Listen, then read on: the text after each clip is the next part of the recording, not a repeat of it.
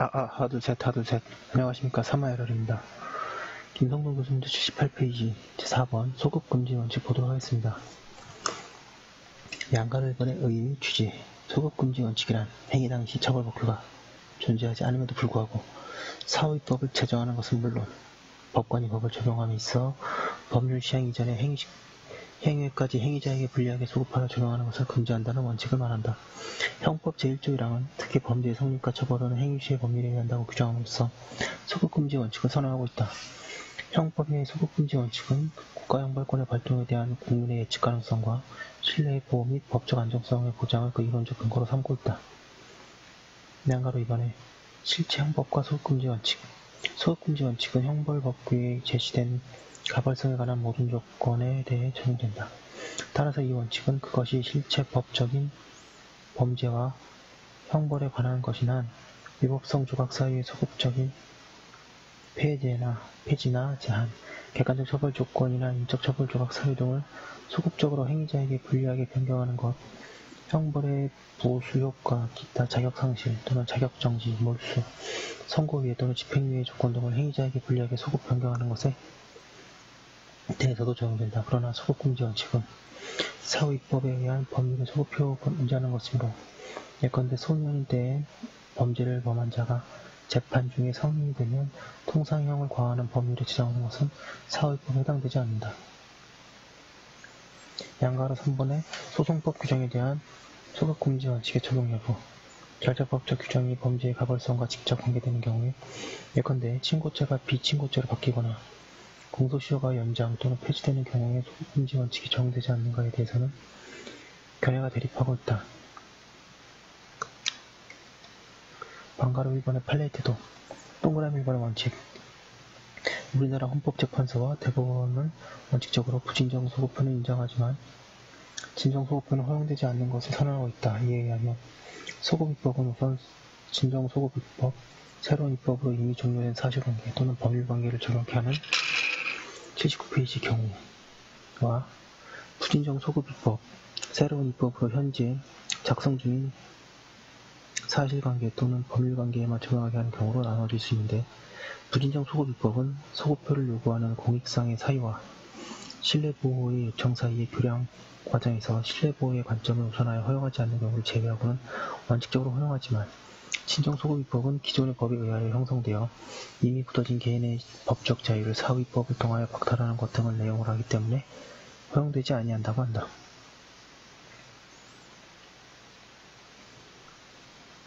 동그라미 2번 예외. 그러나 우리나라의 헌법재판소와 대법원은 예외적으로 진정소급입법도 허용된다는 태도를 보이고 있다. 즉, 형벌 불소급의 원칙은 행위 가벌성, 즉 형사소추가 언제까지 어떠한 조건하에서 가능한가의 문제에 관한 것이고 얼마 동안 가능한가의 문제에 관한 것이 아니므로 공소시효를 정지시키는 법률이 형벌 불소급의 원칙이 언제나 위배되는 것으로 단정할 수 없다고 한다.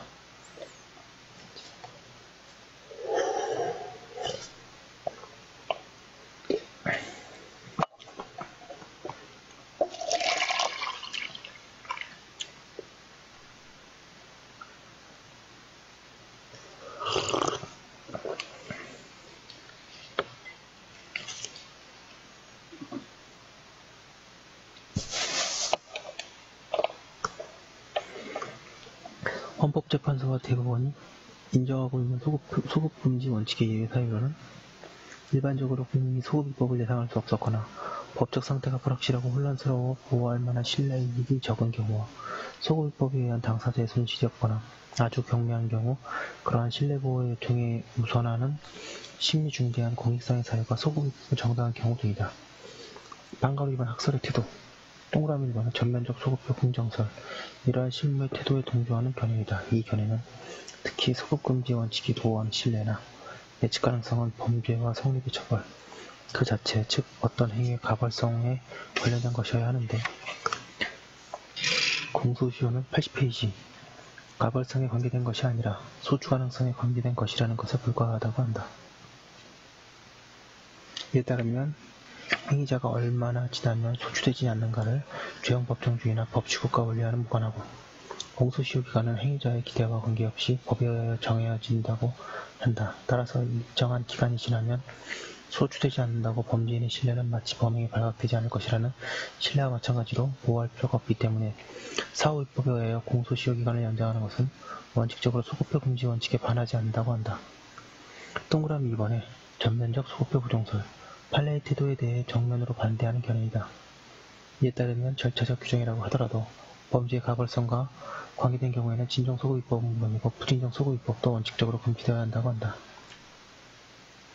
동그라미 3번의 부분적 소급표 금정설, 진정소급입법은 금지되어야 하지만 부진정소급입법은 예외적으로 허용될 수 있다고 하는 견해이다. 이 견해에서는 부진정소급입법이 예외적으로 허용될 수 있는 경우를 신법이 제정될 때까지 범죄 행위가 계속되고 있는 경우라 한다. 그 이유는 형법의 영역에서 소급입법에 의한 당사자의 손실이 없거나 그 손실이 아주 경미한 경우라 있을 수 없기 때문이라고 한다. 방금 3번의 결론, 절차적 규정은 어떤 행위의 실체 내용과 관련하여 범죄 인정 및 불인정을 직접 선언하는 규정이 아니므로 원칙적으로 소급금지 원칙의 적용 대상이 되지 않는다고 보는 것이 타당하다. 그러므로 행위 당시에 그 행위를 처벌하는 형벌법규가 존재한 이상 절차법적 규정이 변경되어 형벌 청구권의 행사기간이 연장되거나 형벌 청구권의 행사 제한 사유가 없어지더라도 행위자는 여전히 그 형벌법규에 의해 처벌되어야 한다. 진정소급입법의 소급표 인정. 하지만 진정소급입법의 경우는 구체적인 사건에 관한 한 절차법적 규정의 사후 변경이 실제법상의 범죄 구성 요건의 신설과 동일한 효과를 가져오는 것이므로 허용될 수 없다고 해야 한다. 진정소급입법의 소급표 부정, 따라서 이미 공소시효가 완성되었거나 고소기간이 도과한 때에는 이미 처벌되지 않은 상태가 확정되어 그에 대한 신뢰의 이익을 보호해야 하고 법적 안정성을 보장해줘야 하기 때문에 공소시효 기간이나 고소기간을 사후적으로 연장하거나 폐지하는 입헌은 위헌무효가 된다.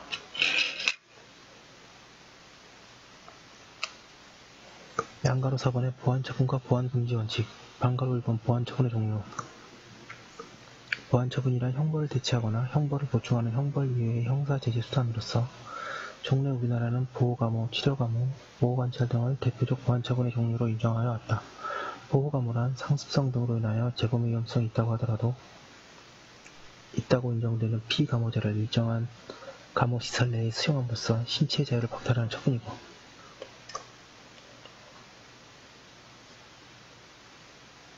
보호관찰이란 피관찰자의 신체의 자유를 박탈하지 않으면서도 일정한 기간 동안 보호관찰자의 지도, 감독 또는 원호를 받도록 하는 처분이다. 최근에는 신상정보 공개제도, 성충동 약물 치료제도, 위치추적 전자장치 부착 명령 조건 보호관찰 등과 같은 신종 보완처분이 등장하여 이러한 보완처분에 대하여 형벌과 마찬가지로 소급금지 원칙이 적용되는지도 문제되고 있다.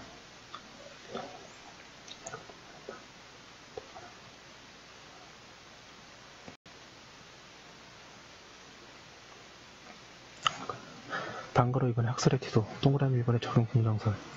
보완처분도 형사제재이고 자유제한의 정도에 있어서 형벌을 갖거나 보호감호, 유사, 보호관찰 하므로 보호감호의 경우뿐만 아니라 보호감찰의 경우에도 소급금지 원칙이 적용되어야 한다는 견해이다. 동그라미 1번의 적용 부정설. 보완처분에 대해서는 종류를 불문하고 소급금지 원칙이 적용되지 않는다는 견해이다. 보완처분은 과거의 불법에 대한 책임에 기초하고 있는 제재가 아니라 장래의 위험성으로부터 행위자를 보호하고 사회를 방해하기 위한 한목적적인 조치이므로 어떤 조치가 한목적적인가 하는 행위 이전에 규정되어 있을 필요가 없고 판결 시에 결정되면 족하다는 것을 그 이유로 한다. 동그라미 3번의 개별화설, 보완처분의 종류에 따라 소급금지 원칙의 적용 여부를 다르게 파악하는 견해이다. 이에 의하면 보완처분은 범주가 넓고 그 모습이 다양한 이상 각각의 경우에 맞게 소급금지 원칙의 적용이 상당한지 여부를 판단해야 한다고 한다. 따라서 보호감호와 같이 자유형적 성격이 강한 보완처분은 소급금지 원칙이 적용되어야 하고 자유형적 성격을 가진다고 보기 어려운 보호관찰에 대해서는 소급금지 원칙이 적용되지 않아야 한다고 한다. 82페이지 방가로 3번 판례의 태도, 개별화설. 대법원은 보완처분에 대해 형벌의 경우와 동일한 정도로 소급금지 원칙을 적용하지 않는다. 자유박탈을 전제로 하지 않는 보호관찰의 경우에는 소급금지 원칙의 적용을 부정하는 태도를 취해왔고 다만 자유를 박탈하는 사회보호법상의 보호, 감호의 경우에는 예외적으로 소급금지 원칙을 적용해야 한다는 태도를 취해왔기 때문이다.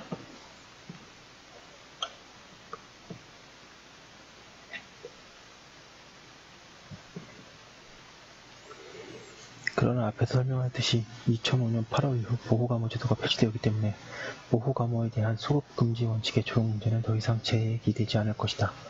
치료감호가 소급금지 원칙의 적용 대상이 되는가에 대해 대법원의 판례는 아직 존재하지 않지만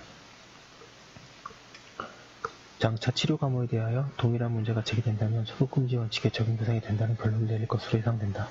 소급금지 원칙의 적용 여부를 시설 내에서의 자유박탈이냐 사회 내에서의 자유제한이냐를 가지고 판단하는 것은 대법원의 태도라면 치료감호 제도 역시 과거의 보호감호 제도에 마찬가지로 시설 내에서의 자유박탈이 전제되기 때문이다.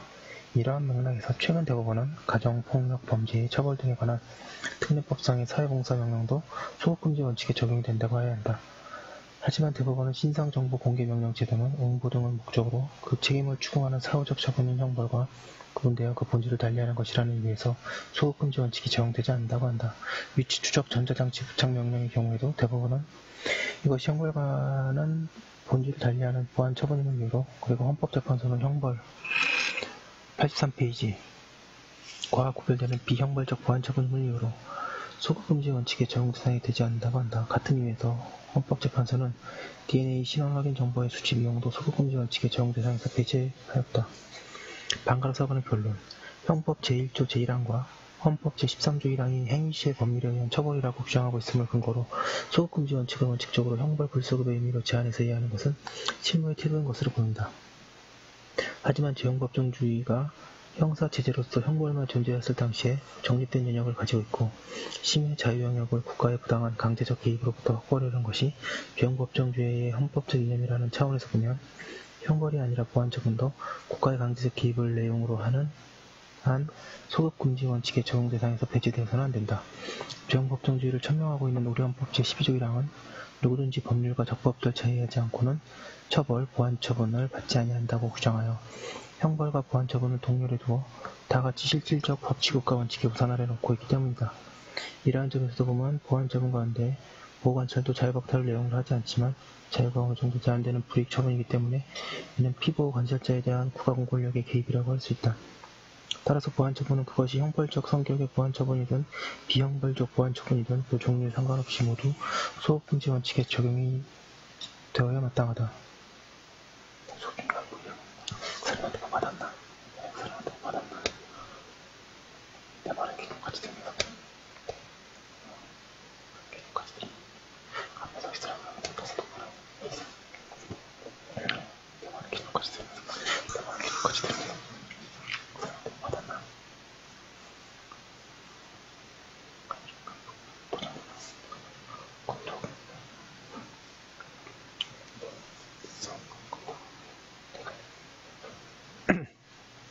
양가 5번의 피고인에게 불리한 판례 변경과 소급금지 원칙 헌법 제13조 1항이나 형법 제1조 1항에 의해 소급표가 금지되고 있는 것은 법률이다.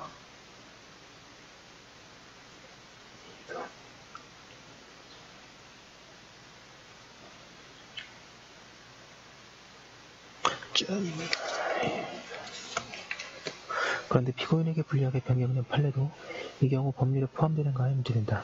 즉 행위 당시의 판례에 의하면 처벌 또는 가중되지 않았으나 그 이후에 판례 변경을 통해 처벌되거나 가중 처벌되는 것으로 바뀐 경우에 변경된 판례가 변경적인 행위에 대해 소급 적용할 수 있는가가 문제된다.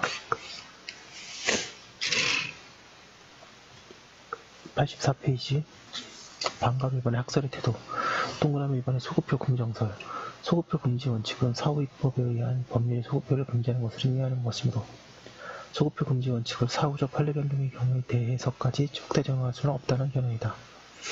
다만 이 견해는 판례 변경으로 인한 피고인의 불이익 문제를 동그라미 2번 형법 제16조 위법성의 처벌에 관한 규정을 적용함으로써 해결하자는 입장과 동그라미 2번 형법 제16조의 적용을 반대하는 입장으로 나뉜다.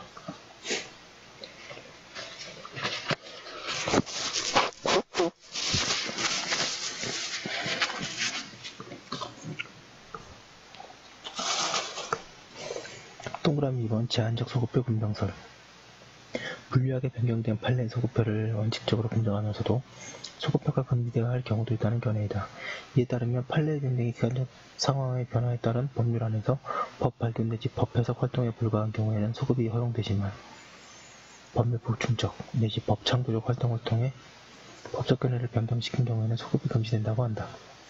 동그라미 3번의 소급표 부정설. 판례는 법령의 규정에 대한 유권적 해석을 통해 법 내용을 확정함으로써 사실상의 구속력을 가지고 있고 국민들에게 규범의 형태로 인식되기 때문에 이러한 국민의 신뢰보호 및 법적 안정성을 위해서 행위 당시의 판례보다 행위자에게 불리한 판결을 할 수 있다는 견해이다.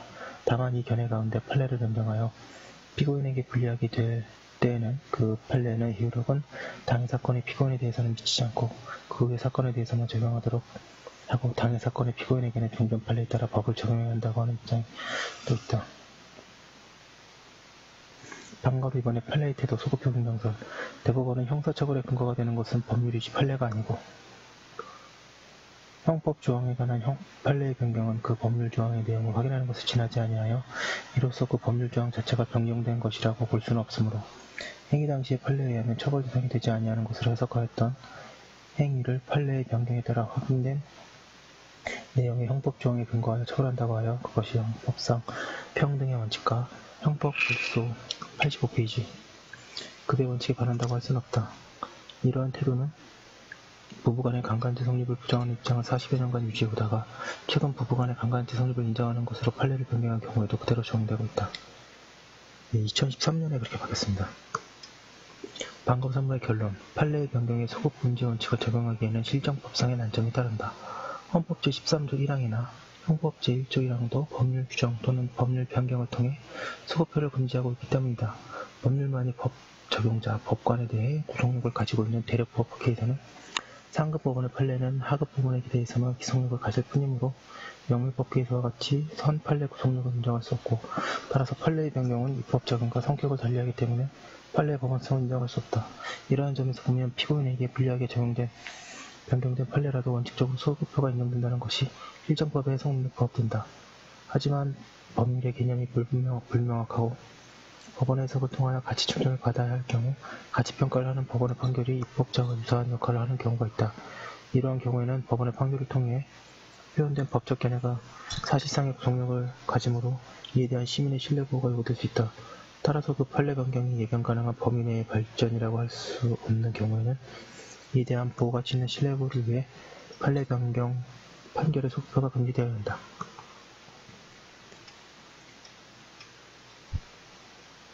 법치국가적 요청하에 신뢰보호는 예측 가능성 내지 예견 가능성을 보장해 주어야 하기 때문이다. 물론 이 경우에도 판례 변경 판결이 소급표 금지 원칙에 적용되어야 하기 때문에 최소한 다음과 같은 전제 조건이 충족되어야 한다. 먼저 변경 전에 판례가 지속적으로 확립된 판례여야 한다. 종전 판례가 지속적이고 확립된 판례가 아니라면 신뢰보호의 대상조차 될 수 없으므로 얼마든지 변경 가능하다. 시간의 변화에 대한 법의 대응을 가능하게 하기 위해서이다. 둘째,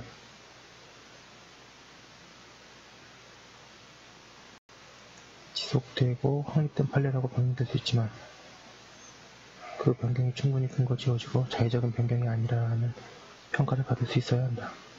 만약 판례 변경이 자의적인 변경이라고 한다면 이를 사법적 불법이라고 할 수 있으므로 이론적으로 이에 대한 당사자의 권리구제 책이 마련되어야 한다.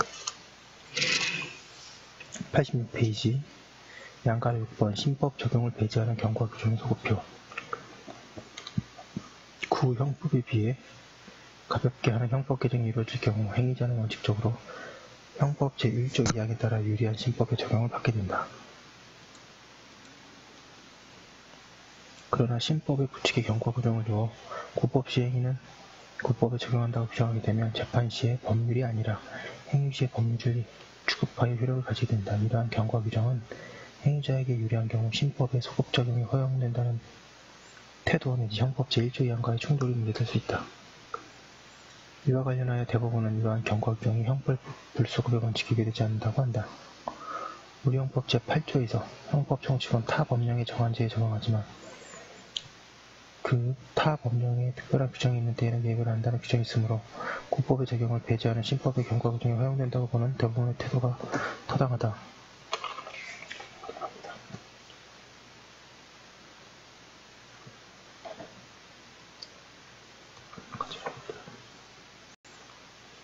86페이지 70까지 소급 금지 올려두도록 하겠습니다.